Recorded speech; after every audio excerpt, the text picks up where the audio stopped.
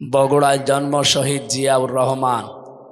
নামটা শুনলে শহীদ শব্দ আগে আসে। কি কথা বললেন না কেন?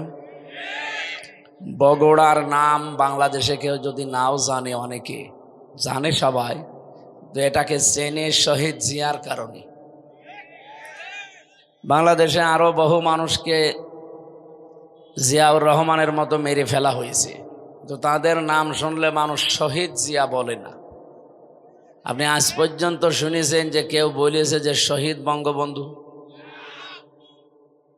এই কথা বলেছে, ওনারে ওইভাবে মারা ঠিক হয়নি, হয়তো অন্যভাবে মারা যেত। কি কথা বলছে না কেন? আমি সেই দিন ময়মনসিংহ ছিলাম, একজনকে বললাম, আপনি কোনোদিন শুনেছেন যে শহীদ শেখ মুজিব? বলছে না। ওরে শহীদ বললে আরো গোনা হবে, কারণ শহীদ এই শব্দটা এত দামি, আল্লাহ যেখানে সেখানে লাগাননি। কোরআনে কারিমে সূরা বাকারা 153 নম্বর আয়াতে মুখের উপরে আল্লাহ নোটিশ দিয়েছেন, ওয়ালা তাকুলু লিমা ইয়ুকতালু ফি সাবিলিল্লাহি আমওয়াত বাল আহইয়াউ ওয়ালাকিন লা তাশউরুন। আল্লাহ বলেন, পৃথিবীতে কেউ এই কথা বলবা না যে যারা শহীদ হয়েছে এরা মরে গেছে। আপনি বঙ্গবন্ধুর নাম শুনলে বলতে পারেন যে লোকটা মরে গেছে, কিন্তু শহীদ জিয়া, জিয়ার নাম শুনলে কেউ বলতে পারবেন না যে মরে গেছে, কারণ নামের আগে কি আছে?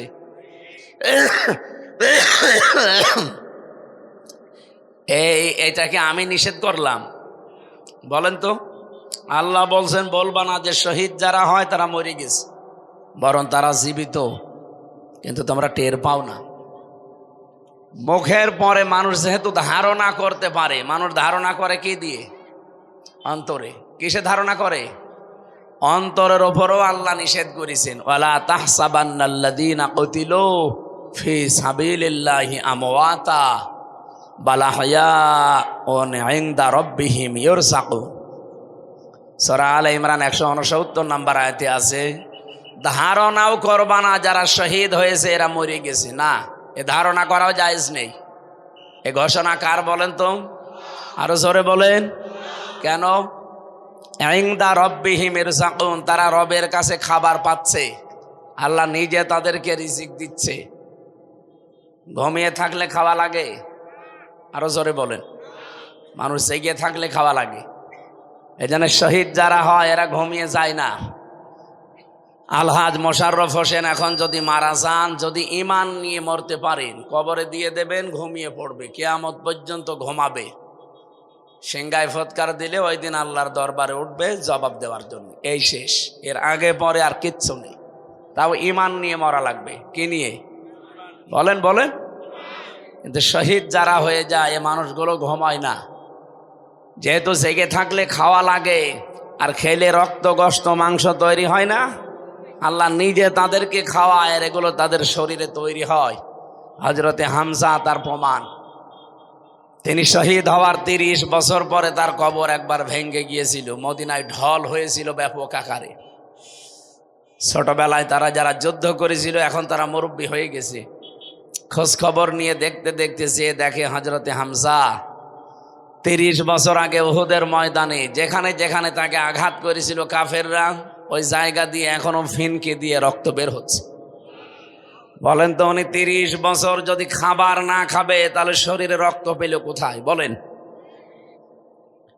এই জন্য শহীদ জিয়া এই শব্দটা আমরা নিজেরা বানাইনি, অবশ্যই এটা চলে আসতেছে অনেক দিন। ওনার ইন্তেকালের পরেই এই শব্দটা তার নামের আগে পরে লেগে গেছে, তাকে মেরে ফেলা হয়েছে। বঙ্গবন্ধুর নাম বললাম এ কারণে যে তার নামও আমরা শুনি, কিন্তু কেউ শহীদ বলি না। বলি তাকেও তো মেরে ফেলা হয়েছে। শহীদ হওয়ার জন্য কিছু কাজকর্ম আল্লাহর পছন্দ হওয়া লাগে। ওয়ালিয়ালামাল্লাহুল্লাযীনা আমানু ওয়া ইয়াত্তাখিযা মিনকুম শুহাদা, সূরা আলে ইমরান 140 নম্বর আয়াতের মাঝের অংশে আছে। তোমাদের ভেতরে আল্লাহ দেখেন যে কার ঈমান এবং কোন মানুষকে আমার আল্লাহ তার জীবন যৌবন পছন্দ করেন, তাকে এমনি মরণ দেয় না। আমি বললাম না, আলহাজ মোশাররফ মারা গেলে যদি ঈমান নিয়ে মরেতে ঘুমিয়ে থাকবে, আর শহীদ হয়ে মরলে আল্লাহ খাওয়াবে। এই জন্যে আল্লাহ যাদের ঈমান এবং তাদের যৌবন পছন্দ করে এই মানুষটাকে আল্লাহ এমনিতেই মরণ দেয় না, শাহাদতের মরণ দিয়ে ধন্য করে। সুতরাং উনি যে সমস্ত কাজ কারবার গুলো করেছিলেন আপনারা জানেন। মসজিদে নামিরা একটা মসজিদ আছে, যেহেতু হজ করেছে, আমরা যেখানে যারা বসে আছি সবাই হাজি। আরাফাতের ময়দানের পাশে এইটা কাবা শরীফের ইমাম, আমি 16 সালে নিজে শুনেছিলাম, উনি দোয়া করছিলেন, খতবা দিতে গিয়ে আরবিতে বলছিলেন শহীদ জিয়াউর রহমান, এ নামটা উচ্চারণ করে উনি আরবিতে একটা দোয়া করলেন পরে, যে আল্লাহ তার মাথার উপরে কুদরতের ছায়া বৃদ্ধি করে দাও। চিন্তা করলাম এ দোয়া উনি করে কেন। পরবর্তীতে নিম গাছ আছে না আরাফাতের ময়দানে, ওটা লাগিয়েছে আপনাদের এই বগুড়ার শহীদ জিয়া। যেহেতু লক্ষ লক্ষ মানুষেরা এই নিম গাছের ছায়া পায়, আমি নিজেও তো বসেছিলাম,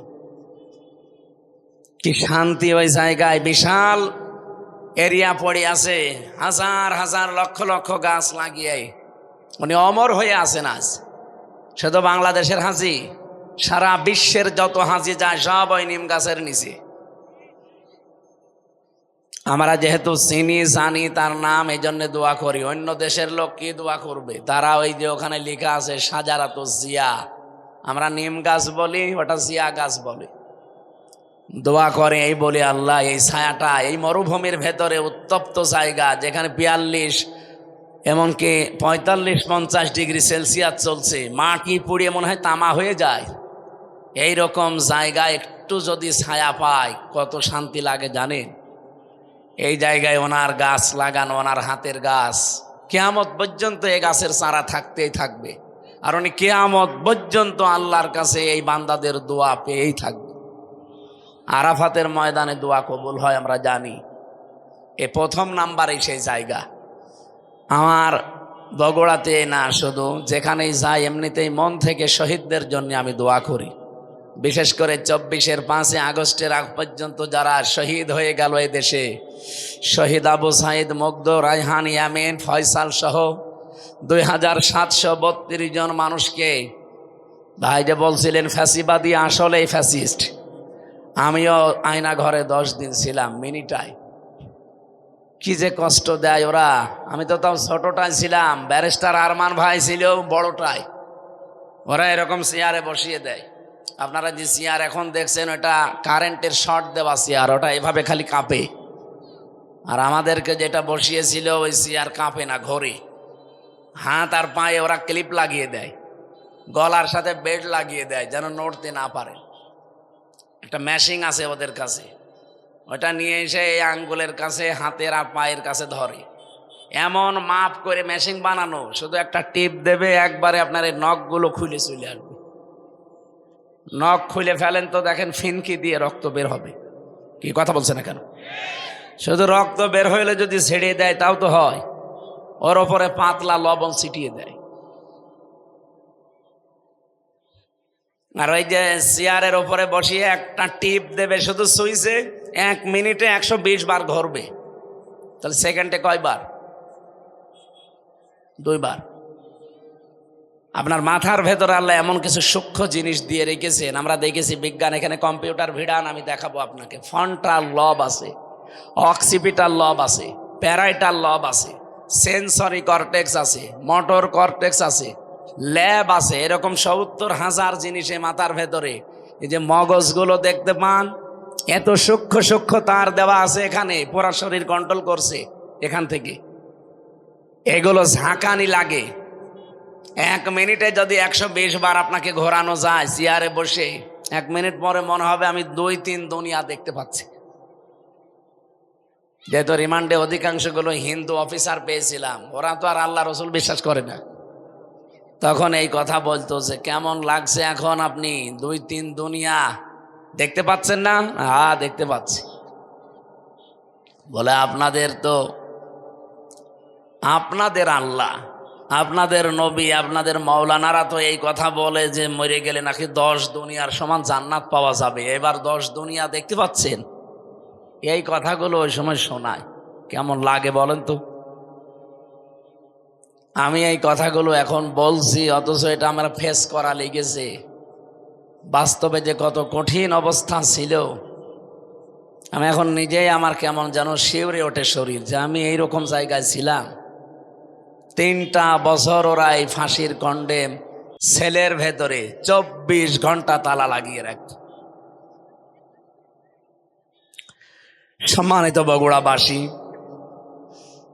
শহীদ জিয়াউর রহমানের জন্য আমি মন থেকে দোয়া করছি, আল্লাহ যেন তাকে শাহাদতের সর্বোচ্চ মর্যাদা দান করেন। তার জীবনের যে ভালো কাজগুলো আছে আল্লাহ যেন কবুল করেন। মানুষ হিসাবে অন্যায় কম বেশি সবার আছে, আল্লাহ যেন নিজ গুণে মাফ করে দেন। তার স্ত্রী, যাকে এক কাপড়ে এই ফ্যাসিস্ট হিংসার বশবর্তী হয়ে এক কাপড়ে বের করে দিয়েছিল 40 বছরের বসবাস করা বাড়ি থেকে, ম্যাডাম খালেদা জিয়া ওই দিন যা কন্দন করেছে। আমি কয়েকদিন আগে ওনার বাবার বাড়ি ছিলাম, ফেনী, ওনার বাবার গ্রামে। ওখানে যে দোয়া করেছিলাম যে আপনার ফেনীর জামাই শহীদ জিয়া, আর এটা তো তার শ্বশুর বাড়ি। ম্যাডাম খালেদা জিয়া ওই দিন যা কন্দন করেছিল, তামাম দুনিয়া কেঁদেছে তার কান্না দেখে। আর এই রাক্ষসী মহিলা বসে বসে হাসতেছে। তামাম দুনিয়া যেখানে এনার কান্না দেখে কন্দন করে, আফসোস করে, আর ও ভিডিও দেখে দেখে হাসে। গতকালকে আমি সাতক্ষীরা ছিলাম, কত মানুষের বাড়ি ঘর বুলডোজার দিয়ে একেবারে মাটির সাথে মিশিয়ে দিয়েছিলেন। পৃথিবীতে যতটুকু করবেন অতটুকু আপনার উপরে আল্লাহ শোধ নেবে, তারপরে আপনার মরণ হবে। 13 সালে আপনি ভেঙেছিলেন, মাত্র কয় বছরের ব্যবধানে এখন দেখেন আযাবুল বুলডোজার নাজির হয়েছিল। এই ফেব্রুয়ারির 5 তারিখে আযাবের নাম কি? আযাবুল বুলডোজার। একেবারে মিশিয়ে দিয়েছে মাটির সাথে। এটা শুধু মিশিয়ে শেষ করে দিয়েছে, ঝামেলা যারা করেছিল এর পরবর্তীতে অপারেশন ডেভিল হান্ট আরম্ভ হয়েছিল। এটা আর একটা গজব। যৌথ বাহিনী এটা আরম্ভ করেছিল। যৌথ বাহিনী দেখলে মমিন যারা তারা খুশি হয়, যারা নিরপরাধ মানুষ তারা খুশি হয়, আনন্দ পায়। আর যারা খুনি, যারা জালেম, যারা দুর্নীতিবাজ, এদের সবচাইতে বেশি ঝামেলা হয়। এই জন্যে ফেব্রুয়ারির 5 তারিখের পর থেকে ডেভিল হান্ট চলছে, শয়তানের খোঁজে। এটা মমিন যারা, নিরপরাধ যারা, তাদের কোনো চিন্তা আছে? বলেন, চিন্তা কাদের? যারা খুনি, যারা 2732 জন মানুষকে খুন করেছে এই আগস্টের 5 তারিখের আগ পর্যন্ত। 34,000-এর ওপরে যারা মানুষকে পঙ্গ করে হাসপাতালে এখনো ফেলে রেখেছে। এটা বিশাল বোঝা দিয়ে গেল এই মহিলা আমাদের। এই বোঝা টানতে এখন এই দেশের আমাদের ব্যক্তি, পরিবার, সমাজ এবং রাষ্ট্রের এবং ঋণের বোঝা দিয়ে গেছে। এই দেশে এখন কেউ জন্ম নিলে কমপক্ষে 1,10,000 টাকা তার মাথার উপরে ঋণ। এটা আপনি দিয়েছেন। যদি আগের থেকেই চলে যেতেন, স্বামীর বাড়ি তো যাবেনই, আগের থেকে চলে গেলে অন্তত আমাদের এই ঋণটা হয় না। যত টাকা মারিং কাটিং হয়েছে বলে সব আমরা বানিয়েছি বাবার টাকায়। কি বাবার টাকায় বানালেন? পদ্মা সেতু যে খরচ করে বানিয়েছে, 4টা বানানো যেত ওই টাকা দিয়ে। কি কথা বলছেন না কেন? এই যে পাবনা রূপপুরের যে বিদ্যুৎ কেন্দ্র, এই জায়গা থেকে 82,000 কোটি টাকা ওনার বোন মারিং কাটিং করেছে। 2-3 দিন আগের একটা ভিডিও দেখেছেন না? উনি বলছে যে আমারে মানুষ শুধু গালি দেয়, দোষ কি শুধুই আমার বোন কিছু করেনি? আপনার বোনও করেছে, শুধু আপনার বোন না, আপনার বোনের মেয়েও করেছে। এই কথা বলে না কেন? শেখ পরিবারের একটা মানুষকে দেখান, ওদেরকে যে মানুষ ধোয়া তুলসী পাতা বলে, একটা মানুষকে দেখান যে তার গায়ে কোনো কাদা নেই। এত কাদা লেগেছে যে সাফ করতে গেলে বাংলাদেশে সব পানি লাগবে এখন। সুতরাং বগুড়ায় যেহেতু এসেছি, শহীদ জিয়ার নামে আমি দোয়া করলাম এই কারণে, আল্লাহ রাব্বুল আলামিন তার যে খেদমত ইসলামের জন্য এটা যেন কবুল করেন। তার যে দল আছে, এ দলকে যেন আল্লাহ হেদায়েতের ওপরে রাখেন। বলেন আমিন। ম্যাডাম জিয়াকে সুচিকিৎসা দেওয়ার জন্য নিয়ে গেছে। এই ফ্যাসিস্ট এতদিন যেতে দেয়নি মিথ্যা মামলা দিয়ে। এখন যিনি আছেন চিকিৎসায়, সুস্থ হয়ে আবার ফিরে আসবেন বাংলার বধূ, বাংলায় ইনশাআল্লাহ। মঞ্চে বসে আছেন আপনাদের এলাকার আমার বড় ভাই, আমার বিশ্ববিদ্যালয়ের, আমাদের আল কোরআনের, আমার আগের ইয়ারের বড় ভাই, আপনাদের এই এলাকার সন্তান মনে হয়। কোথায় বাড়ি আমি জানি না। হ্যাঁ, নওগাঁ, পাশের জেলা নওগাঁ। সামনে বসা আমার মুসলমান ভাইরা, বিশেষ করে পর্দার আড়ালের সম্মানিতা মা এবং বোনেরা, প্রাণপ্রিয় বগুড়াবাসী, রব্বুল আলামিনের দরবারে দোয়া করছি, সামনে একটা বিশাল রহমত, বরকত, মাগফিরাতের মাস ছায়া ফেলতে যাচ্ছে। নবীজি এই মাস আসার আগেই দোয়া করতেন, আল্লাহুম্মা বারিক লানা ফি রজব ওয়া শাবান ওয়া বাল্লিগনা রমাদান।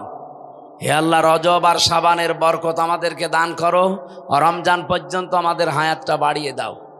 বলেন তো, হায়াত চাওয়া জায়েজ আছে? কি ঘুমাচ্ছেন আপনারা? আমি বেশি দিন বেঁচে থাকতে চাই, এই কামনা করা বেশি জায়েজ আছে? জায়েজ নেই। বেশি দিন বেঁচে থাকার আকাঙ্ক্ষা করে মুশরিকরা। কারা? ওয়ালা তাজিদান্নাহুম আহরাসান নাসি আলা হায়াতিন ওয়া মিনাল্লাযিনা আশরাকু। আল্লাহ পাক বলেন, হে নবী, এই পৃথিবীতে যারা মুশরিক আপনি দেখতে পাবেন তারা বেশি দিন বেঁচে থাকার আকাঙ্ক্ষা করে। ওদেরকে যদি বলেন ইয়াবাদু আহাদুহুম লাউ ইয়াম্মারু আলফা সানা, তোমরা 1000 বছর বেঁচে থাকবে, ওরা বলবে আলহামদুলিল্লাহ, আমরা আরো বাঁচতে চাই। তার বেশি দিন বেঁচে থাকার আকাঙ্ক্ষা কাদের? মুশরিক। বলেন বলেন, আমরা কি মুশরিক? তাহলে নবীজি কেন বললেন বাল্লিগনা রমাদান? হে আল্লাহ, তুমি রমজান পর্যন্ত আমাদের হায়াতটা বাড়িয়ে দাও। এই হাদিসের ব্যাখ্যায় আমি দেখেছি নবীজি এই কারণে বলেছিলেন, কারণ এই 11 মাসের ইবাদত আপনি যতই করেন না কেন এই 1 মাসের সমান কখনো করতে পারবেন না। আপনি এই সমস্ত মাসে যদি একবার সুবহানাল্লাহ বলেন, একটা নেকি পাবেন। রমজান সামনে আর কয়দিন আছে? মাত্র এই 13 দিন পরে যে বিশাল রহমত, মাগফিরাত, নাজাতের মাস ছায়া ফেলছে। রমজানের চাঁদ ওঠার পর পরে একেবারে ঈদের দিনের আগ পর্যন্ত যদি একবারও সুবহানাল্লাহ পড়তে পারেন, 70 বার বলার সওয়াব হয়ে যাবে। এই মাসে এখন 2 রাকাত নামাজ পড়লে যা হবে, এই মাসে এখন 70 রাকাত নামাজ পড়লে যা হবে, রমজানে 2 রাকাত নামাজে সেই সওয়াব হবে। নবীজিকে জিবরাইল কথা আগেই জানিয়েছিল যে মাসের মর্যাদা এত বেশি, এত বেশি, এত বেশি। নবীজি এই জন্যই বলতেন, আল্লাহ আমার হায়াতটা বাড়িয়ে দাও, আমি দুনিয়ার এই হায়াতটাতে এত বেশি নেকির কাজ করতে চাই যেটা দিয়ে আমার জান্নাত পরিপূর্ণ হয়ে যায়। বগুড়াবাসী, আমাদেরও টার্গেট আখেরাত। এই জন্য দুনিয়ায় যে কয়দিন বেশি আছি, আমার সবচাইতে বড় কাজ হবে আমি আল্লাহর ইবাদত করে আমার জান্নাতের বিশাল ঠিকানা প্রশস্ত করা। জান্নাত যেহেতু কারো জন্য বানানো নেই, আপনি যা করবেন এইটা দিয়ে আপনার জান্নাত বানানো হবে। আপনি যা করবেন এইটা দিয়ে আপনার জাহান্নাম তৈরি করা হবে। রব্বুল আলামিন জানিয়েছেন, লাহা সাবাতু আবওয়াব লিকুল্লি বাবিম মিনহুম জুজউম মাকসুম। সূরা নাহাল 14 নম্বর, সূরা হিজরের ভেতরে আছে। এটা 14 নম্বর পারার 3 নম্বর পৃষ্ঠার 7 নম্বর লাইনে 44-45 নম্বর আয়াত। হে নবী, জাহান্নামের দরজা কিন্তু 7টা। দুনিয়া যে ধরনের অপরাধ করবে, আল্লাহ তাকে ওই দরজা দিয়ে প্রবেশ করাবে। এখান থেকে আমাদের শিক্ষা নেওয়ার বিষয় এই পৃথিবীতে আমরা যে ধরনের কাজ করছি, এই কাজ দিয়ে আল্লাহ জাহান্নামের ওই দরজা আমাদের জন্য বানিয়ে রাখছে, ওইটা দিয়ে আল্লাহ আমাদের প্রবেশ করাবে। আমরা যে ধরনের নেকির কাজ করব, ওই কাজ দিয়ে আল্লাহ জাহান্নামের যে 8টা দরজার নাম শুনি না, জাহান্নামের দরজা 8টা না, জান্নাতের দরজা 100টার উপরে। যে ধরনের কাজ করবে দুনিয়ায়, মরণের পরে আল্লাহ জান্নাতের ওই দরজা দিয়ে ওই স্তরে আল্লাহ তাকে পৌঁছিয়ে দেবে।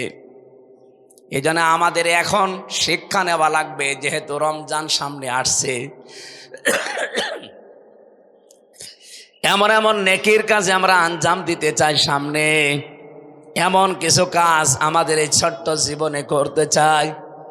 আল্লাহ রাব্বুল আলামিন জান্নাতের সুউচ্চ চূড়া যেটা, দরজা যেটা, বাপ যেটা, ওটা যেন আমাদের জন্য প্রস্তুত করে রাখে। জাতির পিতা হযরত ইব্রাহিম আলাইহিস সালামকে মেরাজে যে নবীজি দেখেছিলেন, বিশ্ব নবী ডাক দিয়ে বললেন, হে আমার পিতা, আপনি একটা চিন্তা নিয়ে বসে আছেন কোন কারণে?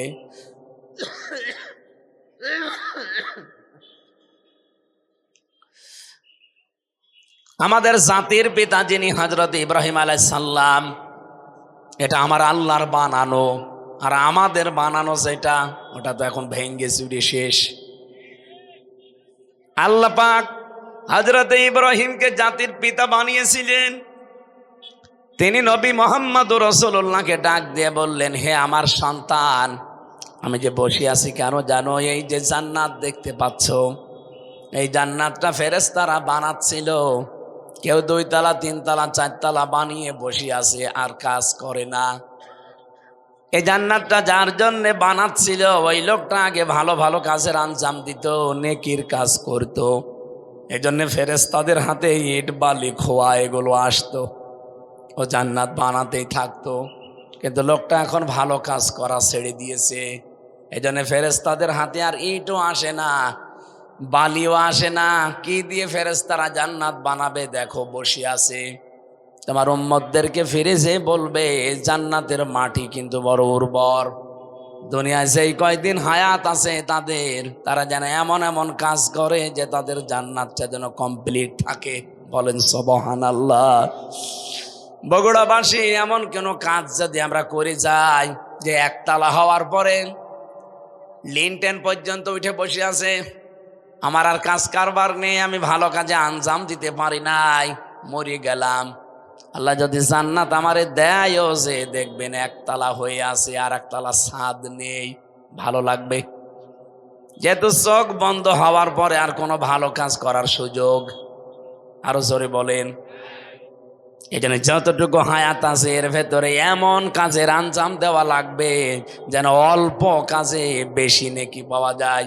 এই জন্যেই নবীজি বাল্লিগনা রমাদান, যে আমাকে রমজান পর্যন্ত হায়াত পৌঁছিয়ে দাও, আমি এমন কিছু কাজ করতে চাই যেন আমার জান্নাতটা কমপ্লিট থাকে, আনকমপ্লিট না হয়। বলেন সুবহানাল্লাহ। এই জন্য আমরাও রমজান পর্যন্ত হায়াত চাচ্ছি। এই রমজানে গুরুত্বপূর্ণ কিছু জিনিস আমরা সামনে নিয়ে আসতে চাই। রমজানের ভেতরে 21 থেকে 29 বেজোড় রাতগুলোতে আল্লাহ রাব্বুল আলামিন গুরুত্বপূর্ণ কিছু সিদ্ধান্ত নেবেন।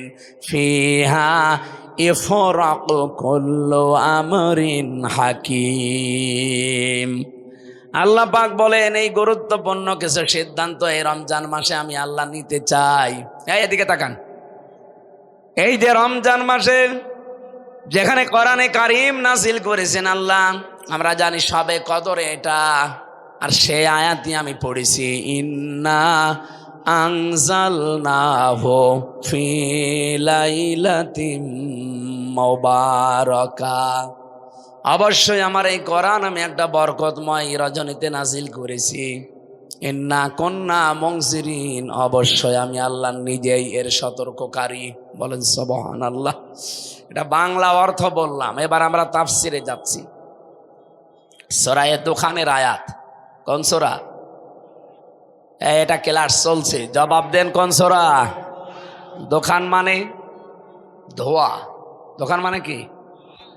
তার মানে বাংলায় যেটা, এই যে বিড়ি, বিড়ির নামেও একটা সূরা আছে। বিড়ি যারা খান তারা এখন চিন্তা করবেন যে কোনো অসুবিধা নেই, আমার নামে সূরা আছে। সূরা দোকানের ভেতরে 3 এবং 4 নাম্বার আয়াতে আল্লাহ প্রথমে কোরআনে কারীমের কিছু মর্যাদার কথা তুলে ধরেছেন। হামিমুল কিতাবিল মুবিন। হামিম এটা নবীজির নাম, কোন কোন তাফসিরে আছে। অল কিতাবিল মুবিন, স্পষ্ট কিতাব, এর কসম আল্লাহ দিয়ে জানিয়েছেন, ইন্না আনজালনাহু, অবশ্যই আমি আল্লাহ এটা নাজিল করেছি। তাহলে এটা নাজিল কর্তাকে, আরো জোরে বলেন। কোরআনে কারিমের ৬,৬৬৬টি আয়াত এটা প্রসিদ্ধ, ৬,২৩৬টি আয়াত এটা বিশুদ্ধ। দুইটাই ঠিক আছে। এই যে ৬,৬৬৬টি আয়াত এটা দুনিয়ায় তৈরি হয়েছে। ভাই আপনারা ঘুমাচ্ছেন?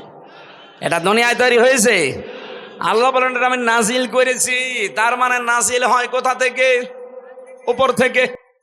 এই যে লোহা দেখতে পান, এই লোহাও কিন্তু দুনিয়ায় তৈরি হয়নি, লোহাও আল্লাহ নাজিল করেছেন। আমাদের ভেতরে যেটা নড়াচড়া করছে এর নাম রুহু। এর নাম কি? এর রুহু তৈরি হয়েছে কোথায়? জগতে। এই দুনিয়াতে রুহু তৈরি হয় না। এই পৃথিবীর যা যা এখানে তৈরি হয় তার খাবারও এখানে আল্লাহ উৎপাদন করে দিয়েছেন। আমাদের শরীরটা যেহেতু বানানো হয়েছে মাটির নির্যাস দিয়ে, এই জন্য মাটির ভেতর থেকে সব খাবার এই শরীরের জন্য প্রযোজ্য। কিন্তু রুহ, লোহা, কোরআনে কারিম, এই যে বৃষ্টির যে পানি নাজিল হয়, এগুলো কিন্তু দুনিয়ায় একটাও তৈরি হয় না, সব তৈরি হয় আকাশ থেকে, ওখান থেকে পড়ে। এই জন্য এখানকার যা কিছু লাগবে সব আসমান থেকে আল্লাহ পাঠিয়েছেন। রুহের কোনো খাবার আপনি দুনিয়াতে পাবেন না। রুহের যত খাবার আছে, শরীরের খাবারের জন্য মাটি দরকার, মাটির ভেতরে উৎপন্ন ফসল আদি দরকার, ফল ফলাদি দরকার। মাটির ভেতরে যা তৈরি হয় সেগুলো দিয়ে আপনি শরীর ডেভেলপ করতে পারবেন। কিন্তু রুহ, এইটাকে যদি কেউ উৎকর্ষতায় নিয়ে যেতে চায়, রুহকে যদি কেউ শক্তিশালী করতে চায় শরীরের মতো, রুহকে যদি সঠাম বানাতে চায়, মাস্ট বি তাকে আসমানের খাবার খাওয়া লাগবে। রব্বুল আলামিন বলেন রুহুর খাবার হচ্ছে আমার কোরআন, কারণ কোরআন ও আসমানের রুহ। আরো জোরে বলেন। কোরআনে কারিম এই জন্য জানিয়েছেন ইন্না আনজালনাহু ফি লাইলাতিম মুবারাকাহ, অবশ্যই আমি আল্লাহ এই কোরআনে কারিম নাজিল করেছি একটা বরকতময় রজনীতে। এই ফি লাইলাতিম মুবারাকার ব্যাখ্যায় আমি তাফসিরে ফি জিলালিল কোরআন দেখেছিলাম। মুফাসসির জানিয়েছেন আল্লাহ রাব্বুল আলামিন এই বরকতময় রজনী যেদিন কোরআনে কারিম নাজিল হয়, ওই দিন তিনি এই পৃথিবীর প্রথম আসমানে একটা বিশেষ নজর তার সৃষ্টি জগতের উপরে দেয়। একটু খেয়াল করেন। এমনি আল্লাহর নজর আমাদের উপরে দেওয়া আছে, কিন্তু লাইলাতুল কদর যেটা বলা হয় সবে কদরের রাত, এই কদরের রাতে আমার আল্লাহ যেদিন কোরআন নাজিল করেছিলেন, ইন্না আনজালনাহু ফি লাইলাতিল কদর ওমা আদরাকা মা লাইলাতুল কদর লাইলাতুল কদরি খায়রুম মিন আলফি শাহর তানাজ্জালুল মালাইকাতু ওয়ার রূহু ফিহা বিইذনি রাব্বিহিম মিন কুল্লি আমরিন সালাম হিয়া হাত্তা মাতলাইল ফাজর। আল্লাহ একটা বিশেষ নজর দিয়ে রাখেন, লক্ষ লক্ষ ফেরেশতা পাঠিয়ে দেন, তারা আল্লাহর ইবাদত যারা করে তাদের সাথে মুআনাকা করেন, মুসাফা করেন, তাদের জন্য মাগফিরাতের দোয়া করেন। এখন আমরা বাংলাদেশে একটা ভ্রান্ত ধারণা নিয়ে আসি, অনেকেই মনে করি ইবাদত মানে লাইলাতুল কদর আসবে, লাইলাতুল মেরাজ আসবে, লাইলাতুল বরাত আসবে, আর আমরা নামাজে দাঁড়িয়ে বিশাল বিশাল নামাজ পড়বো, 2 রাকাত করে 1000 রাকাত নামাজ শেষ করে ফেলবো না। ফেরেশতারা এসে দেখে কোন লোকটা আল্লাহর ইবাদতে লিপ্ত আছে। ইবাদত মানে শুধু নামাজ পড়া, রোজা রাখা, কোরআন পড়া, তাসবিহ পড়া না। এ পৃথিবীর সর্বশ্রেষ্ঠ ইবাদত হচ্ছে আপনি মানুষ হয়ে মানুষের উপকার করবেন। কি কথা বলেন? কুনতুম খায়রা উম্মাতিন উখরিজাত লিন-নাস তা'মুরুনা বিল মা'রুফ ওয়া তানহাউনা আনিল মুনকার ওয়া তু'মিনুনা বিল্লাহ। সূরা আলে ইমরানের 110 নম্বর আয়াতে আল্লাহ বলেন, তোমরাই শ্রেষ্ঠ জাতি, শ্রেষ্ঠ উম্মাত, মানুষের কল্যাণের জন্য আমি আল্লাহ তোমাদেরকে বের করেছি। তাহলে আমাদের শ্রেষ্ঠত্বের প্রমাণ হচ্ছে আমার দ্বারা যেন মানুষের কল্যাণ হয়। আর আমরা এমন মানুষ, আমাদের দ্বারা মানুষের কল্যাণ হওয়া দূরের কথা, আরো অকল্যাণ হয়। এই 15.5 বছরে আমার দ্বারা এমন এমন মানুষ জেল খেটেছে যার জীবনে থানার বারান্দায়ও যাওয়া লাগে না। এই কথা বলে না কেন? কিচ্ছু জানে না মনে করেন। ভাই ঘরে ঘুমিয়ে আছে, ঘুম থেকে উঠে দেখছে থানার হাজতে। কি গো, আমি কোথায়? জেলখানায়। থানার হাজতে? এখানে কেন? তুই গাছ কেটেছিস। কখন? স্বপ্নে। এরকম মামলা দেশে ছিল না? আপনার দ্বারা তা মানুষের উপকার হওয়ার কথা, আপনি কি করলেন? হাজার হাজার মানুষকে, প্রায় 1.5 লাখ মানুষকে এখনো পর্যন্ত জেলখানা। এই 15 বছরে আমার মনে হয় যারাই জেলে ছিল অধিকাংশগুলোই মিথ্যা আর বানানো মামলায়। এই জন্য আমরা চাই হাসিনার আমলে যারাই জেলে গেছে এই মানুষগুলোকে আর ভেতরে রাখা ঠিক না, ছেড়ে দেওয়া দরকার। হিংসার বশবর্তী হয়ে শুধু এই মানুষগুলোকে আপনি আটক করে রেখেছিলেন। বগুড়াবাসী আপনার শ্রেষ্ঠত্বের প্রমাণ, যে কিন্তু ফেরেশতারা আসবে ওই দিন রাতে, এসে শুধু আপনি নামাজে থাকবেন, রোজা করবেন, জিকির করবেন, কোরআন পড়বেন, তাসবিহ পড়বেন, তার জন্যই মুসাফা করবে না। আল্লাহর ফেরেশতারা এসে দেখবে যে আপনি জনকল্যাণমূলক কোন কাজে আছেন। অন্তত এই রাতের বেলা যদি আপনি একটু যেয়ে দেখেন যে 2-3 বাড়ি পরে কোন মানুষের বাড়িতে খাবার নেই, কার মেয়েটা লেখাপড়া করতে পারে না বা বিয়ে দিতে পারে না, সাধ্য মতো যদি তার বাড়িতে যে কিছু দিয়ে একটু সান্ত্বনার বাণী দেন, এইটাই পৃথিবীতে সবচাইতে বড় নেক কাজ। এরকম কাজ সবে বরাতে, সবে কদরে এদেশে হয় না। খালি এই মসজিদ থেকে ওই মসজিদ, ওই মসজিদ থেকে ওই মসজিদ, খালি ঘুরে বেড়ায়। মনে হয় ইবাদতের বন্যা বয়ে যাচ্ছে। ফেরেশতা শুধু জিবরাইল আসে না, লক্ষ লক্ষ নিয়ে আসে। আর আল্লাহ বলেন আমি নিজে আমার সৃষ্টি জগতের উপর একটা বিশেষ নজর দেই, অন্য দিনও দেই, তবে এই সবে কদরে, সবে বরাতে একটা বিশেষ আলাদা নজর দিয়ে রাখি। আমরা 5টা রাতের নাম পেয়েছি: সবে বরাত, সবে কদর, সবে মেরাজ আর 2 ঈদের রাত। এই 5 রাতে আল্লাহ একেবারে প্রথম আসমানে আসে, ডাক দিয়ে বলে, দেখো যারা ট্যাক্স তোলে না, সরকারের লোকজন যখন ট্যাক্স তোলে, ট্যাক্স দেওয়া হয়ে গেলে একটা কাগজ আপনাকে হাতে ধরিয়ে দেয় যে আপনার ট্যাক্স পরিশোধ হয়ে গেছে। আপনি যখন একটা মাস রোজা রাখবেন, হক আদায় করে, ঈদের দিন আমার ফেরেশতারা এসে আপনাকে একটা টোকেন ধরিয়ে দেবে যে আল্লাহর বান্দা, তোমাকে আল্লাহ জাহান্নাম থেকে মুক্তির একটা সনদ দিয়ে দিয়েছে। রব্বুল আলামিন বলেন আমি একটা বিশেষ নজর দেই। কি বলি জানো? এ নজরে আমার বান্দাদেরকে আমি ডাকতে থাকি, আসো। যদি কারো অপরাধ থাকে আমার কাছে বলো, অপরাধগুলো আমি আল্লাহ ক্ষমা করে দেব। কিন্তু যদি বান্দার কাছে কোনো অপরাধী থাকো, আমার কাছে মাফ চাওয়ার দরকার নেই, আগে ওই বান্দার কাছে স্বীকার করে আসো। এই 15.5 বছরে আল্লাহর কাছে অপরাধ যাই হয়েছে, আমি যতটুকু দেখলাম এই 15.5 বছরের সবচাইতে মানুষের বান্দার কাছে অপরাধ বেশি হয়েছে। উনি বলছিলেন যে 3 বার আমরা আসলে ভোট দিতে পারি নাই। আসলে আমার এখন 33 বছর বয়স, 92 সালে আমার জন্ম। আমি হিসাব করে দেখেছি 18 বছর থেকে ভোট দিলে আমি 3 বার ভোট দিতে পারতাম, একবারও পারি নাই। আমি মানুষেরটা বলতে যাব কোন কারণে? আমার নিজেই তো ভিকটিম। তার মানে 3 বার আমি যদি না পারি, বেড়েছে কে?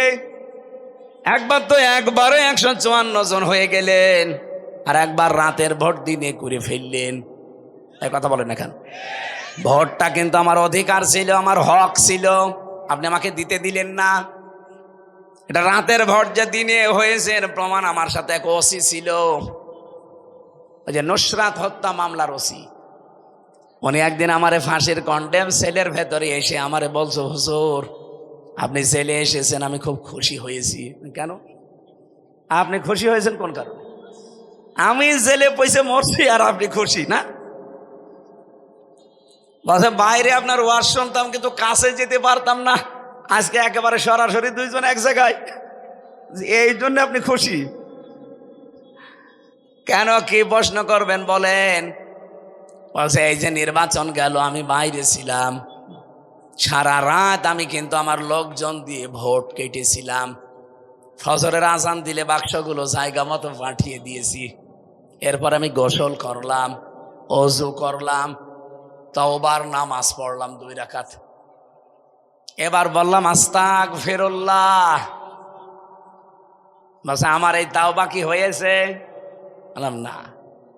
আপনি তো আল্লাহর কাছে অপরাধ করেন না যে আস্তাগফিরুল্লাহ পড়েন, আপনি অপরাধ করেছেন হামজার কাছে। এরকম একটা এমপি বানাতে 2.5 লাখ 3 লাখ 4 লাখ হামজা লাগে। হ্যাঁ, কথা বলেন না কেন? এই কাহালু আর কোন থানা মিলে? নন্দীগ্রাম। এই 2 আসন 2 থানা মিলে যারা বসবাস করে 4 লাখ তো হবে কমপক্ষে ওনার এমপি বানাতে। এই 4 লাখ মানুষ ওনারে ভোট দেওয়া লাগবে। কথা বলছে না কেন? আর আপনি নিজেই সব রাতের বেলা ভরে নিলেন, আমাদের কোনো গুরুত্ব নেই আপনার কাছে। আপনি আস্তাগফিরুল্লাহ মাফ হবে না আপনার, আপনি যতক্ষণ পর্যন্ত এই 4 লাখ হামসার কাছে যে মাফ না চাবেন। কিন্তু দুঃখের বিষয়, আপনি তো 8 বছর জেল, আপনি 8 বছর পরে বেরিয়ে দেখবেন মাফ চাবেন না। অনেক হামজায় 8 বছরে মরে গেছে, আপনি তাদের কাছে মাফ চাবেন কি করে? সুতরাং একটা জালেমাকে টিকিয়ে রাখতে গিয়ে এদেশের বহু মানুষের আখেরাত নষ্ট হয়ে গেছে। কথা বলেন না কেন? আগামীতে কারো আখেরাত যেন নষ্ট না হয়। রব্বুল আলামিন কিন্তু 1 নম্বরে একটা বলে যে আমার কাছে মাফ চাও, আমার অপরাধগুলো আমি মাফ করে দেব, কিন্তু আমার বান্দার সাথে কোনো যদি অপরাধ হয়ে থাকে ওটা আমার মাফ করার এখতিয়ার নেই, ওর কাছে আগে মাফ চাও। তার মানে 15.5 বছরে কত মানুষের কপালে আগুন লেগেছে আপনি বলেন? যার জন্য যা করলেন তারা তো ঠিকই পালিয়ে এখন আরামে আছে। কোনদিন আপনাকে জিজ্ঞাসা করেছিল যাওয়ার সময় যে আমি চলে যাচ্ছি 14টা ব্রিফকেস নিয়ে সব মাটি ভরে নিয়ে গেলাম? মাটি ভরে নিয়ে গেছে। একটা বারের জন্য আপনাকে বলে গেল না যে দেখো চলে গেলাম, তোমরা ভালো থেকো। এমনকি কাওয়া কাকেও কেউ বলে নাই। আমার নাম্বারটা জোগাড় করে তো বলতে পারতো যে হামজা 3 বছর জেল খাটালাম, অন্তত মাফ করে দিও, তাও বলে নাই। চলে যে ঠিকই স্বামীর বাড়িতে খাচ্ছে। কে কথা বলছে না কেন? ষড়যন্ত্র কিন্তু উনি এখনো থামিয়ে দেয়নি, এখনো চালাচ্ছে। এমনকি এখন আরো বেশি। ডোনাল্ড ট্রাম্প আসার পরে ওরা চিন্তা ভাবনা করেছিল ট্রাম্পকে দিয়ে আরেকটা গটি চালার। এই জন্য মোদি সাহেব এখনই যে পড়ে আছে যে ট্রাম্পের কাছে আমাদের দেশ সম্পর্কে এমন এমন কিছু তথ্য তুলে ধরবে যেন এ দেশ জঙ্গি এটা প্রমাণ করা যায়। এই যে আমরা এক জায়গায় বসে কোরআন শুনছি, জমার দিন নামাজ পড়ে বের হই না? হাজার হাজার মানুষ যখন জমার দিন বের হয় রাস্তায় নামাজ পড়ে, ওই সময় কিছু উগ্র আছে এই দেশে, আমি নাম নিলাম না তাদের, এই শয়তান উগ্রগুলো ছবি তুলে ওখানে পাঠায়, বলে এই দেখেন বাংলাদেশ জঙ্গিতে ভরে গেছে। এমনিতেই ট্রাম্প সাহেব তো দাড়ি টুপি দেখলে ভয় পায়। বাংলাদেশে যে জঙ্গি নেই তার প্রমাণ এই 6 মাস 10 দিন। এই কথা বলেন না কেন? 6 মাস 10 দিনে একটা জঙ্গি মামলা হয়েছে? কেউ ধরা পড়েছে? কেন পড়ে না? কারণ জঙ্গির নাটক যিনি লিখবে উনি তো স্বামীর বাড়ি, আর যাদেরকে দিয়ে এগুলো স্ক্রিপ্ট করাবে তারা এখন সব পালিয়েছে। এই মনিরুল, আসাদুজ্জামান কাউন্টার টেররিজমের এগুলো এরা করতো। আলেমদেরকে ইসলামপন্থী মানুষদের ধরে নিয়েছে, ধরে নিয়ে এক জায়গায় আটক করে রাখতো 2 মাস 5 মাস 6 মাস পরে বের করে বলতো এই যে জঙ্গি ধরা পড়িস। কিচ্ছু না, এগুলো সব বানানো। আমি রিমান্ডে নিজে ওদের গোপন কথা শুনেছি মাটির নিচে। ওরা নিজেরা বলা কওয়া করছিল যে এইভাবে আর কতদিন। এই দেখেন কোরআন আমার সামনে, আল্লাহর কসমে মাথায় নিয়ে বলছে, ওরা নিজেরা বলেছে, আমি মাটির নিচে বসে শুনেছি। ওরা তো আর জানে না, ওরা মনে করছে ওর সব কিছু তো বান্ধা, আর আমি যে ওখানে আছি ওরা ওই সময় জানেও না। ওখানে যাই কয়টা অফিসার ছিল নিজেরা বলা কওয়া করছে যে এইভাবে আর কতদিন। কারণ আমার নামে মামলা দিয়েছে আনসারুল্লাহ বাংলা টিমের প্রধান, আমি সারা বাংলাদেশের, অথচ আমি কিছু জানি না। আমি ভেতরে যে একজনকে পেয়েছিলাম, সে তার নাম আব্দুল মতিন। ওরা যে বলে জঙ্গি জঙ্গি, কিসের জঙ্গি? এই লোকটা আব্দুল মতিন হচ্ছে আল্লাহর দলের প্রধান। ওনার একদিন বললাম যে ভাই আপনি কয় বছর আছেন? বছর 17 বছর। কি আপনি কি? বলছে আমি আল্লাহর দলের প্রধান, আমি সভাপতি। তাই আপনি আল্লাহর দলের সভাপতি, আপনার সেক্রেটারি কে? বলছে আমার ছেলে। আমরা 2 বাপ বেটায় 17 বছর জেলে আছে, আপনার লোকজন বাইরে বসে, আর কেউ নেই। ওরা নিজেরাই সভাপতি, নিজেরাই সেক্রেটারি, এই সমস্ত নিজেরা নাটক করে বানিয়ে ওই দুইজনের জীবন নষ্ট করে। আর আমেরিকার কাছে দেখায়, দাদা বাবুদের কাছে দেখায়, দেখেন এই দেশে কেমন ভয়ঙ্কর জঙ্গি। তার চেহারা দেখলে আপনি নিজেও ভয় পাবেন। এত বড় বড় চুল, গোপ, দাড়ি, কারণ তাদেরকে 24 ঘন্টা তালা লাগিয়ে রাখে। সুতরাং এই দেশটাকে এখনো অস্থিতিশীল করার জন্য চেষ্টায় বসে আছে ডক্টর মোহাম্মদ ইউনূস। তো মাথা না, ওর একটা ম্যাগনেট। যেই দিন ট্রাম্প, মোদি গেছে ট্রাম্পের কাছে এই সমস্ত নালিশ করার জন্য বাংলাদেশ নিয়ে, ঠিক ওই দিন আন্তর্জাতিক মিডিয়া নিয়ে আয়না ঘর পরিদর্শনে গেছে, আর জাতিসংঘ ওই দিনই রিপোর্ট দিয়েছে। ওরা একেবারে বাড়া ভাতে লবণ দিয়ে দিয়েছে, নে খা। ট্রাম্প যে কথাগুলো বলেছে একটা হাসিনার পক্ষে, আরো বিপক্ষে চলে গেছে। এখনো পর্যন্ত এই পালানো বুবু উস্কানিতে পা দিয়ে যদি এই দেশে অস্থিতিশীল করার চেষ্টা করেন, গোপালগঞ্জের দিকে তাকান, অপারেশন ডেভিল হান্ট চলছে, কিন্তু পেছনে এমন পিটানি দেবে, লাল হয়ে যাবে বাদরের মতো। একবার পিটিয়েছিল না উস্কানিতে পা দেওয়ার কারণে? ওই সময় গোপালগঞ্জ থেকে ঢাকায় আসলে, বসে আসলে 300 টাকা, আর দাঁড়িয়ে আসলে 1000 টাকা। আবার যদি কেউ এই দেশে এরকম উস্কানিতে পা দিয়ে দেশটাকে আবার অরাজকতা সৃষ্টি করার চেষ্টা করেন, এরপরে কিন্তু আর একটা নতুন গজব আসতেছে। এখন তো ডেভিল হান্ট চলছে, এর বাবা আসবে আবার। এই জন্যে আমরা কারো উস্কানিতে পা দেব না। কথা বলেন ঠিক কিনা? এদেশকে আমরা শান্ত সৃষ্ট করার জন্যে শুধু ওই 14 দল বাদ দিয়ে সব আমরা এখন এক। ওই 14 দল যা করেছে, দেশটাকে জাহান্নাম বানিয়ে ফেলেছিল ওদের নিজেদের বিচারপতির কথা। বিচারপতি বিদায় নেওয়ার আগে বলে গেছে যে কি করবেন, দেশটা তো জাহান্নাম হয়ে গেছে। বিচারপতিরা যদি এই কথা বলতে পারে, আর কোন জায়গা বাকি থাকে বলেন? মানুষের সর্বশেষ আশ্রয়স্থল বিচারালয়, আর সেইটাকে ওরা একেবারে নিজের হাতের ভেতরে। একজন মানুষ জামিন নিয়ে বের হবে না, জামিন জজের হাতে নেই, বিচারপতির হাতে নেই, জামিন সব গোয়েন্দা বিভাগের হাতে। আমার মামলার অলরেডি জামিন দিয়ে দিয়েছে, আমি গেটে আসলাম, বলছে না এখনো ক্লিয়ারেন্স হয়নি। আরে ক্লিয়ার কিসের ক্লিয়ারেন্স লাগবে? আদালত আমারও জামিন দিয়ে দিয়েছে। বলে না, NSI, DGFI, SB, CTTC, এরপরে 27টা এরকম গোয়েন্দা সংস্থা আছে। এই 27 জন রিপোর্ট দেবে যে না এরে এবার ছেড়ে দেওয়া যায়, বুবুজান বলে দিস, তারপর আপনাকে ছাড়বে, নাই তো গেট থেকে আবার নিয়ে আর একটা মামলা দিয়ে ঢুকিয়ে দেবে। এই চলছিল দেশের অবস্থা। আর বাকি দিক বিভাগগুলো তো বললাম না, এমন কোনো জায়গা নেই যা ওরা নষ্ট করে নাই। এই জন্য আগামীতে আমরা দেশটা এমন ভাবে তৈরি করব, কেউ যেন এ দেশটাকে আর আয়না ঘর বানাতে না পারে। এই কথা বলেন না কেন? মানবতার সাথে যেটা কত বড় মহান কৌতুক, আয়না ঘর।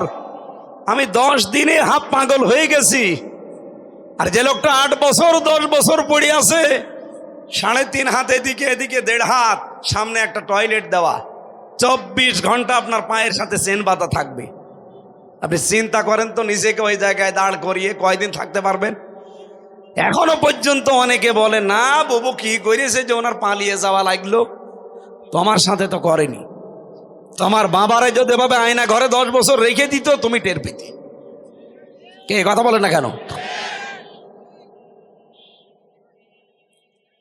এই জন্যে যার অপরাধ আল্লাহর কাছে হয়েছে, আস্তাগফিরুল্লাহ পড়ে মাপ পাবেন সামনে। কিন্তু বান্দার সাথে যাদের অপরাধ হয়েছে, আগে মাফ চেয়ে যান, তার ক্ষতিপূরণ দিয়ে যান, এরপরে আস্তাগফিরুল্লাহ পড়েন। রব্বুল আলামিন ডাকতে ডাকতে ফজর পর্যন্ত ডাকতে থাকেন। আশ্চর্যের বিষয় হচ্ছে দুই শ্রেণীর মানুষকে আল্লাহ বলেন আমি আজকে মাফ করি নাই, করবও না। এই দুই প্রকার মানুষ যদি পৃথিবীতে বসবাস যারা করে, এক নম্বরে যারা শিরিক করে। কি করে? আরো জোরে বলেন। শিরিক যারা করে তাদের কোনো মাফ নেই। আজকে সবে কদরে বলেন, সবে বরাতে বলেন। দুই নম্বরে যারা হিংসুক, বিদ্বেষ রাখে। আর বাংলাদেশে এই দুইটা অপরাধী বেশি। কি কথা বলেন এখন? এত হিংসা। ওয়ালা ইয়াজরিমান্নাকুম শানানু কওমিন, দুই জায়গায় আজটা আল্লাহ দিয়েছে কোরআনে। আল্লাহ পাক বলেন সাবধান, হিংসার বশবর্তী হয়ে কোনো ব্যক্তি, কোনো দল, কোনো গোষ্ঠী তাদেরকে জুলুম অত্যাচার করে ধ্বংস করে দিও না। আর এইটাই করা হয়েছে এই 54 বছরে। যার ওপরে হিংসা একবার কারো লেগে গেছে তার জীবনটা জাহান্নাম বানিয়ে দিয়েছে। এই জন্য সরঞ্জিত বাবু বলেছিল বাঘে ধরলে ছাড়ে, হাসিনা ধরলে ও যারেই ধরেছে দেখেন তার জীবন শেষ। ভালো মানুষ কালার করে দিয়েছে। আল্লামা সাইদির মতো মানুষকে ধর্ষণের মামলা দিয়েছে। 50টা বছর কোরআন প্রচার করে বেড়ালো, আর তার নাম দিয়েছে ধর্মীয় অনুভূতিতে নাকি উনি আঘাত দিয়েছে, উনি ধর্ষণ করেছে। মহিলাকে সাজিয়েও নিয়ে এসেছে। অ্যাডভোকেট তাজুল ইসলাম জিজ্ঞাসা করছে এই মেয়ে, মাওলানা সাইদি তোমাকে ধর্ষণ করেছে? বলছে জি হ্যাঁ। তোমার জন্ম তারিখ কত? 1975। ধর্ষণ করেছে কত সালে? 1971-এ। অ্যাডভোকেট তাজুল ইসলাম বলছে বিচারপতি এই পয়েন্টটা একটু লেখেন। ওর জন্ম 75-এ, ওর ধর্ষণ করেছে 71-এ। এটা কি রুহের জগতে? ওই দিনই তো মামলা ঢিসমিস হয়ে যাওয়ার কথা। এই কথা বলেন না কেন? অথচ না, এইটাই জিয়ে রেখে 13টা বছর তাকে ফাঁসির কন্ডেম সেলের ভেতরে রেখে এই যে শেষে ইমাম আবু হানিফার মতো বিষ প্রয়োগ করে মেরে ফেললি। বাংলাদেশের মানুষ যদি আপনাকে মাফ করে দেয়, যাদেরকে গুম করে রেখেছিলেন 1700 মানুষ, বিশেষ করে আয়না ঘরে, এদের পরিবার জীবনও আপনাকে মাফ করবে না। আমি আমার নিজেরটা বলছি, আমার সবাই মাফ করে দিলেও আমার এই মেয়েটা আপনাকে মাফ করবে না। 1 বছর ওরে রেখে গিয়েছিলাম, 3টা বছর আমি জীবনে ওরে আর দেখতে পারলাম না। আমার 3 বছরে যদি অবস্থা হয় যে মানুষগুলো 8 বছর, 10 বছর, 14 বছর কেটে গেছে মাটির নিচে, আপনি বলেন তো তার পরিবার জীবনে আপনাকে মাফ করবে? আপনি আস্তাগফিরুল্লাহ, কিসের আস্তাগফিরুল্লাহ পড়বেন সামনে? এই জন্য অপরাধ যার কাছে, তার কাছে অন্তত ক্ষমা চেয়ে নিন। তার ক্ষতিপূরণ হয়েছে 15.5 বছরে, যা ক্ষতিপূরণ দেন যদি বাঁচতে চান, নয়তো আপনার জীবনও মাফ হবে না। 2 নম্বরে হিংসা যাদের আছে, হিংসা মুক্ত অন্তর তৈরি করা লাগবে সামনে। আমরা অনেকে এখন ওই হিংসায় আছি, আমার হোক, মোশাররফ ভাই যেন না হয়। না, আমার হচ্ছে হোক, ওই ভাইয়েরও হোক। আপনার অসুবিধা কি? কারণ আপনিও এখানে থাকবেন না, আমিও থাকবো না। কি কথা বলেন না কেন? এখানে যারা বসে আছেন 100 বছর পরে এখানে কেউ থাকবেন? নতুন মানুষ এসে এই জায়গাটা চাষ করে খাবে। আমরা সব মাটির নিচের বাসিন্দা। তা আমার কি দরকার একটা মানুষের সাথে হিংসা করে কিছু ভালো কাজ যাই করি ওগুলো আগুন লাগিয়ে পুড়িয়ে দেওয়ার? নবীজি বলেন যাদের ভেতরে হিংসা, এদের নেকির কাজগুলো এমন ভাবে পুড়িয়ে ধ্বংস হয়ে যায়, কাঠে আগুন লাগালে কাঠ যেমন ধ্বংস হয়ে যায়। আর এটা সবচাইতে বেশি আমার মনে হয় বাংলাদেশে, মেয়েদের ভেতরে আরো বেশি। এই কথা বলেন না কেন? সম্মানিত মা মরে না, হিংসা বিদ্বেষ এটা দূর করা লাগবে। 2 নম্বরে শিরিক। শিরিককারী যারা, এদেরকে আমার আল্লাহ এই সবে কদরে, সবে বরাতেও মাফ করেননি, করবেনও না। এই জন্য শিরিক যেন এই দেশে না থাকে ভাই। শিরিক বিল জাত, শিরিক বিল সিফাত, শিরিক বিল ইখতিয়ারা, শিরিক বিল হুকুক, 120 প্রকার আসে। আমরা সামারাইজ করে এক কথায় জবাব দিচ্ছি। এইদিকে তাকান।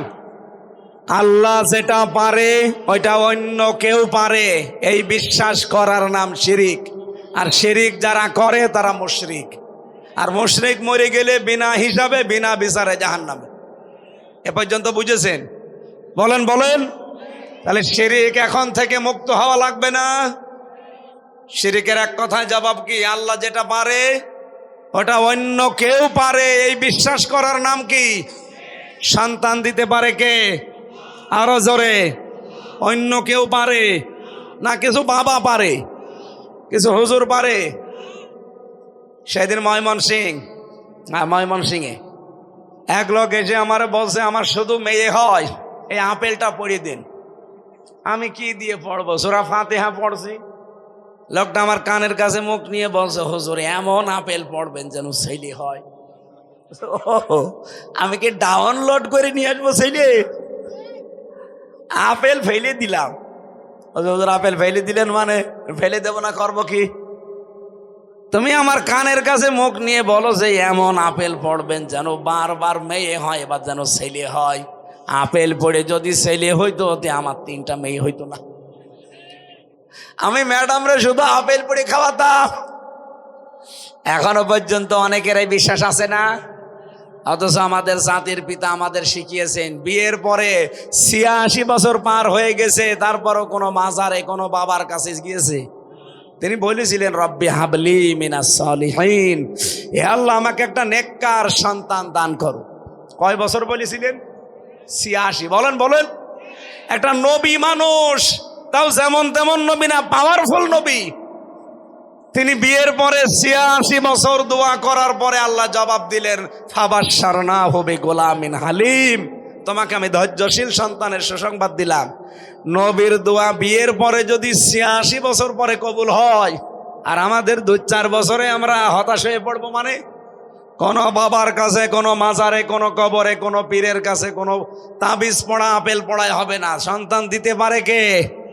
যদি না হয় না হবে, কারণ উনি আমাকে না দিয়েই খুশি। 2 নম্বরে, এ জমিন বানিয়েছে কে? আইন চলবে কার? আলা আলাহুল খালকু ওয়াল আমরু, এ জমিন যার, বিধান তার। সুতরাং আল্লাহর আইনের বিপরীতে কোনো আইন এই দেশে যদি চলে তাহলে শিরিক। এই কথা বলেন না কেন? নাকি আবার আপনার জায়গা মতো লেগে যাচ্ছে? আমি বলেছিলাম আল্লাহ যেটা পারে ওটা অন্য কেউ পারে না। আইন দিতে পারে কে? ডক্টর কামালের বানানো এই 54 বছরের আইন কি করেছে? চোর চুরি করে জেলে যায়, ডাকাত হয়, ডাকাত যায় খনি হয়। এমনকি আমার নিচতলায় ছিল সে গাঁজাখোর, ওরে ধরে জেলে দিয়েছে, ও ভেতরে যে গাঁজার গাছ লাগিয়েছে। জেলার যে বলছে তুই গাঁজার গাছ লাগালি, এই বীজ পেলি কোথায়? বলছে আমি ওই যে আদালতে গিয়েছিলাম হাজিরা দিতে মামলার, আর আমার তো হিতাকাঙ্ক্ষী আছে বাইরে, তারা আমার এই বীজগুলো দিয়েছিল। আমি এই মুখের ভেতরে এই জায়গায় রেখেছিলাম টোপলা করে। মেশিনে দিয়েছে কিন্তু মেশিনে ওঠে নাই, স্ক্যানে ধরা পড়ে নাই। আমি ভেতরে চলে এসে গাজার গাছে যে টবের ভেতরে লাগিয়েছি, স্যার দেখেন কত বড় হয়েছে। ডক্টর কামালের তৈরি করা সংবিধান দিয়ে গাঁজাখোর গাজার গাছ লাগায়।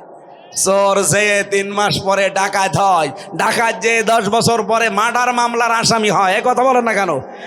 আর এর ভেতরে আল্লাহ 500 আইন দিয়েছেন। যেহেতু জমিন যার, আইন চলবে তার। সামনে 500 আইন সংসদে কায়েম করে দেন, বাংলাদেশটা মিনি জান্নাত হয়ে যাবে ইনশাআল্লাহ। রমজান মাসে আল্লাহ কোরআন নাজিল করে নাম দিয়েছিলেন আল ফুরকান।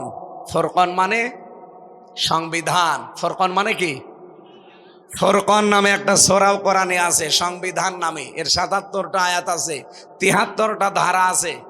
বাংলাদেশে আগামীর সংসদ কায়েম হবে যদি এই সংসদ নামে, সংবিধান নামে সূরাটার 73টা ধারা 17 বার আপনি পরিবর্তন করলেন বাংলাদেশের সংবিধান, এই 54 বছরে কিচ্ছু হয়নি।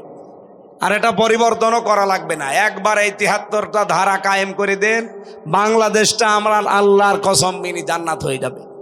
আর আমরা সেইটাই সামনে দেখব এবং দেখাবো ইনশাআল্লাহ। আল্লাহুম্মা আমিন। লা ইলাহা ইল্লা আনতা সুবহানাকা ইন্নী কুনতু মিনাজ জালিমিন। আল্লাহুম্মা ইগফিরলি ওয়ারহামনি ওয়াহদিনি ওয়াফিনি ওয়ারযুকনি ইয়া রাব্বাল আলামিন। রব্বুল আলামিন। বগুড়া জেলার কাহালো আড়লা আলিম মাদ্রাসা ময়দানের দিকে তাকাও। তোমার বান্দা বান্দিরা মিলে জান্নাতের এই সুন্দর বাগান সাজিয়েছে। তুমি যে 2 প্রকার মানুষকে মাফ করবে না এই রমজানেও আমরা শুনেছি, এই শিরিক মুক্ত আমল আর অহংকার হিংসা মুক্ত ঈমান আমাদের গঠন করার তৌফিক দাও। এখানে যত মানুষ আমরা বসে আছি, আমরা যেন মুশরিক হয়ে মারা না যায়, আমাদেরকে বাঁচাও। হিংসা বিদ্বেষ আমাদের অন্তর থেকে দূর করে দাও। আমাদের মনটা তুমি মুহাম্মদুর রাসূলুল্লাহর মতো পবিত্র বানিয়ে দাও।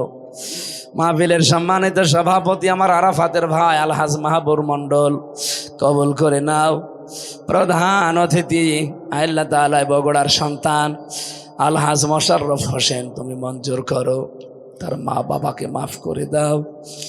রব্বুল আলামিন তার স্ত্রী পুত্র সন্তান আদি যেগুলো দিয়েছো কবুল করো। এ মাহফিলের বিশেষ অতিথি অধ্যক্ষ তায়েব আলী সহ যত আলেম এখানে এসেছে, আলেমদেরকে আলেম হিসাবে মঞ্জুর করে নাও। মাওলানা আব্দুল বারী রশিদি, হোসাইন মাহফুজ, আমার বিশ্ববিদ্যালয়ের বড় ভাই, কত মানুষ এখানে আমিন আমিন করছি। যার জীবনে সেটা প্রয়োজন আছে আল্লাহ তুমি সামনে রমজানের ওসিলায় পূরণ করে দাও। রমজানের হক আদায় করে রোজাগুলো পালন করার তৌফিক দাও। মা বোনদেরকে পর্দার আড়ালে তুমি খাদিজার মতো আয়েশার মতো বানিয়ে দাও। এলাকায় মাটির নিচে যত মানুষ ঘুমিয়ে আছে কবরগুলো জান্নাত বানিয়ে দাও। আগামীর দেশটা তুমি কোরআনের হাতে তুলে দাও। চর্ম চোখে যেন দেখতে পারি 56,000 বর্গ মাইল তোমার কালাম দিয়ে চলছে। এই মাদ্রাসার যত প্রয়োজন আছে আল্লাহ তুমি মিটিয়ে দাও। এখানে যারা লেখাপড়া করে এদের মেধা স্মৃতি খুলে দাও। আলহামদুলিল্লাহি রাব্বিল আলামিন। মরণ আসলেই যেন পড়তে পারি লা ইলাহা ইল্লাল্লাহু মুহাম্মাদুর রাসূলুল্লাহ। আসসালামু আলাইকুম। আমার জেলখানায় লেখা বই আছে মেয়েদের ওপরে, দাম্পত্য সমস্যা এবং সমাধান এবং